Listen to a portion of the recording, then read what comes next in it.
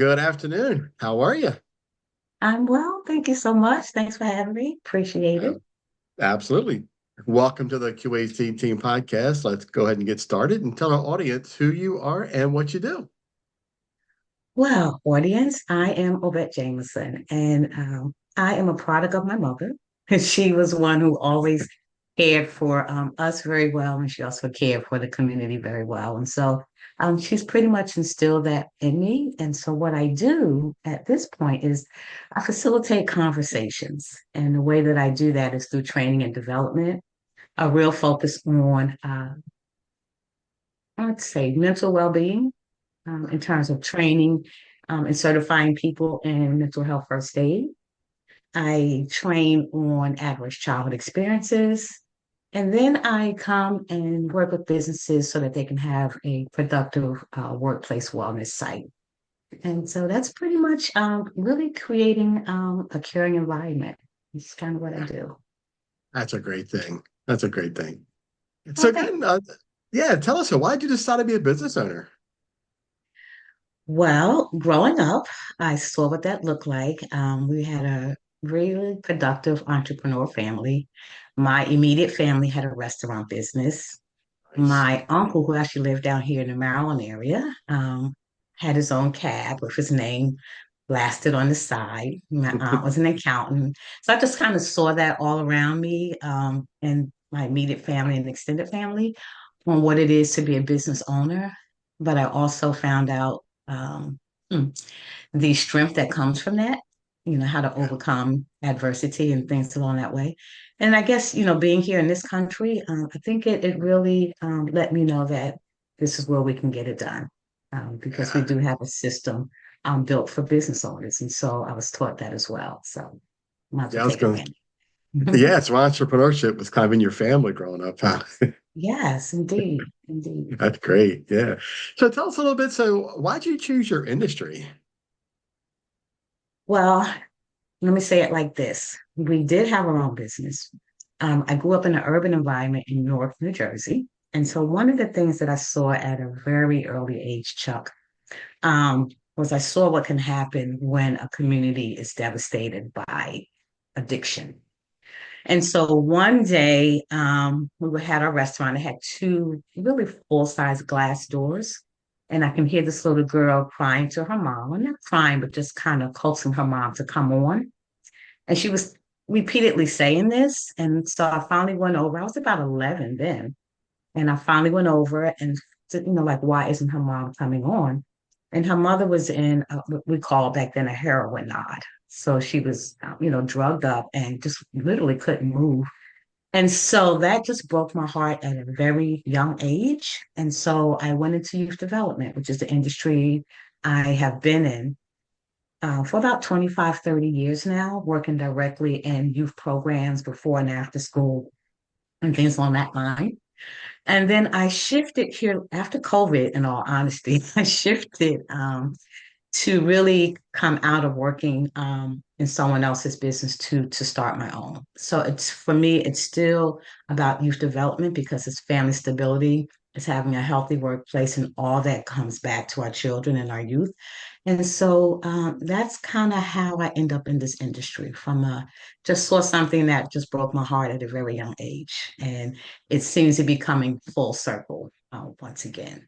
So yeah. Yeah, it's interesting. And you mentioned COVID. That used to be one of my questions when I first started this podcast, was, how you got through COVID and all. And I kind of took it out because, as I interview people and we talk, it kind of naturally comes up as something that they'll say once in a while about, well, during COVID and this. So it's interesting that, here we are, what, 4 or 5 years later, and COVID's still a thing and we still talk about it, you know? Well, I mean, it was part of, my history, more recent history, but it also, I think, was a place of resiliency for a lot of people. Yeah. It's something that I don't think many of us have experienced before. And so to come out of that, I think is something, if you've come out of it well, you should give credit to yourself and, make that statement. And so, Yeah, there were a lot of businesses I interviewed early on in the Spotify days of just voice only.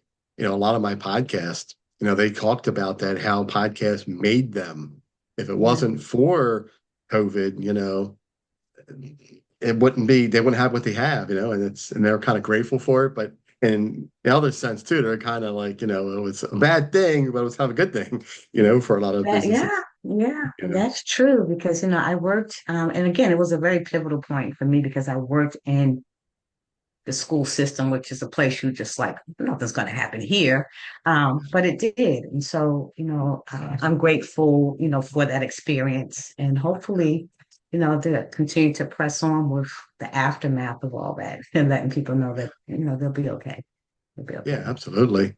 Yeah, it definitely was a challenge for us all. And I remember, in my early days of, Uber and Lyft, I Hmm. was on the roads. I was the only car and I still made money, but I was the only person on the roads for hours and hours. And couldn't see a person for miles, or a car. And it was very interesting. Interesting time.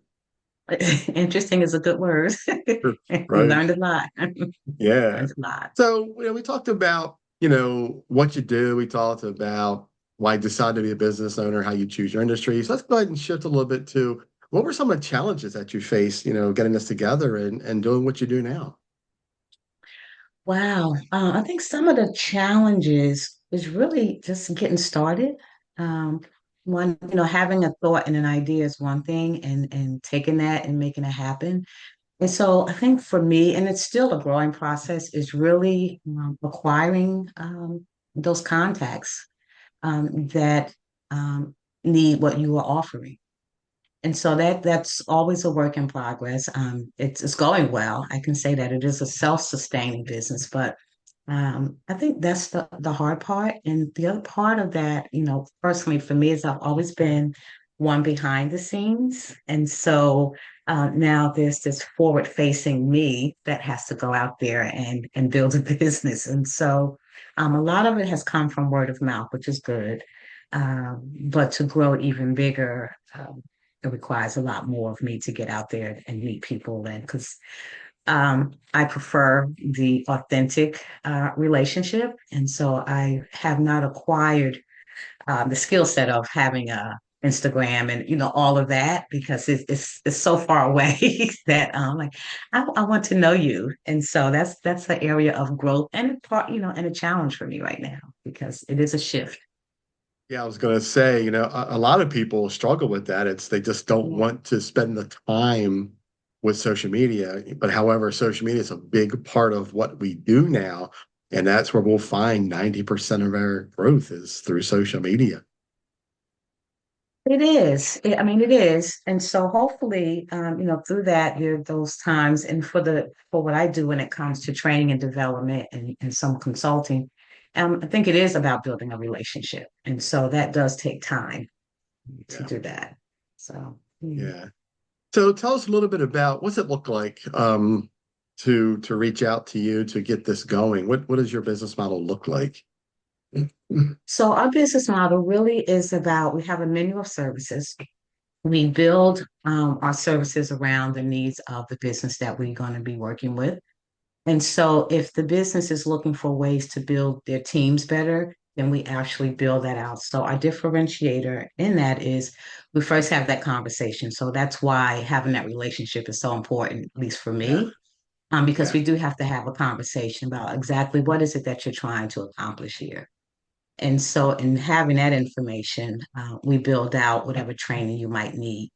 Now, in terms of our menu of services, since mental well-being is top of mind right now, there are some things that just come packaged. And so if you're looking to be able to recognize, different things in the workplace, then we do have a mental health first aid certification training, which allows your team to be aware of certain things that others may be experiencing so that they can be a help to others. Um, and so it kind of builds around that, Charles. It really does build around, what is it that you're trying to accomplish? And we sit down and make that happen for you. Right. Now, is there a specific target market for you, or do you target women, men, certain businesses? Who's your target?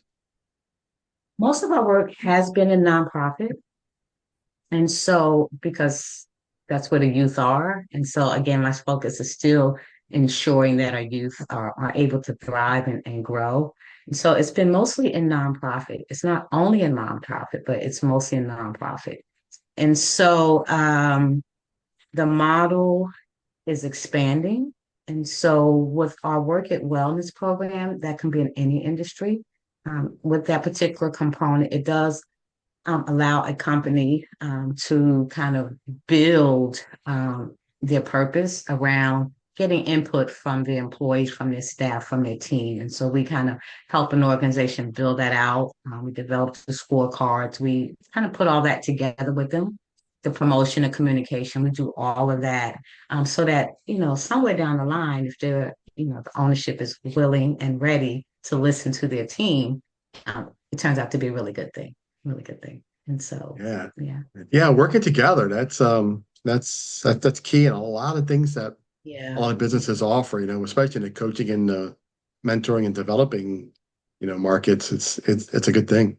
Hmm. Hmm. Yeah. So tell us, what are your expectations for your business in the next year or two? What are you hoping to accomplish? That's a very good question. Expectations. Well, they're twofold, actually, Charles. So, the first one is really just expanding. I really need to get out there and network more and just expand the business because, from my world, there is, and according to those in health, that there is somewhat of a epidemic in terms of mental well-being. Yeah. And so, expanding in that, just to let others know that it may sound like it's really, really bad, but if people are given a space to kind of have conversation, that could be a good thing. So expanding in that space and really expanding into the workplace because it could be challenging to have those conversations at work. So to kind of make it a norm in the workplace to recognize challenges and have conversations around that because everybody shows up much better when they feel like they are worthy of something. Yeah. And then the other part is I've authored a book. It's called From Stress to Strength. And I have another one in the works, Soaring Above the Solvable Worries of Life. And so I'm looking forward to moving those. They're gaining traction. And I'm building a community of women around those two, just a place where women can come and just kind of have conversation. And again, Yeah. talk about what is going on in your life and kind of overcoming and building community around that. I'm kind of Yeah. excited about that. Yeah, I love this question about the expectations because it really showcases what the future holds for our businesses, and Yeah. and make sure you send me those two links to your book and to your website so I can put those in the show notes for you because I definitely want to help Okay. read that for you. That's really good. Okay. I will do that. Thank you. Yeah, absolutely. So what else you have for me? I don't know. What else do you want? What I else think do that you was want? good. Yeah, I really appreciate you coming on and telling your story. I, I hope good things for you. I hope the future is bright for you, and it's good things that you're doing, especially on the nonprofit side. To where you're trying to help people with this mental illness and really help them feel better about themselves. I like this. Yeah, I mean, I think it's good, and I will pull back a little bit, and not so much mental illness where there's a diagnosis of something, because I am not a therapist or a counselor, but really bringing awareness to what things may look like, and really providing those resources to kind of help guide people, so that they are in a great state. I guess the other thing, what else do I have? Is just building community locally here. So it's a couple of teams that I'll be on and really expanding what it looks like here locally, here in Maryland in the county that we're in. I'm not sure how broad your podcast goes out, but here in the Maryland area, and just really expanding and getting people back together again in close contact. And so, yeah, community is really important. So I'm kind of looking forward to expanding that space. Yeah, definitely. I'm looking. This will definitely, hopefully, reach a broad audience. Further out through the entire country. So that's my goal with this. Is to really push it out so people can see across the country what we're doing and how we do things and how we can help people. You know. Yeah, and I appreciate you for having a space for particularly small business owners to do that because that's what we're all made up of.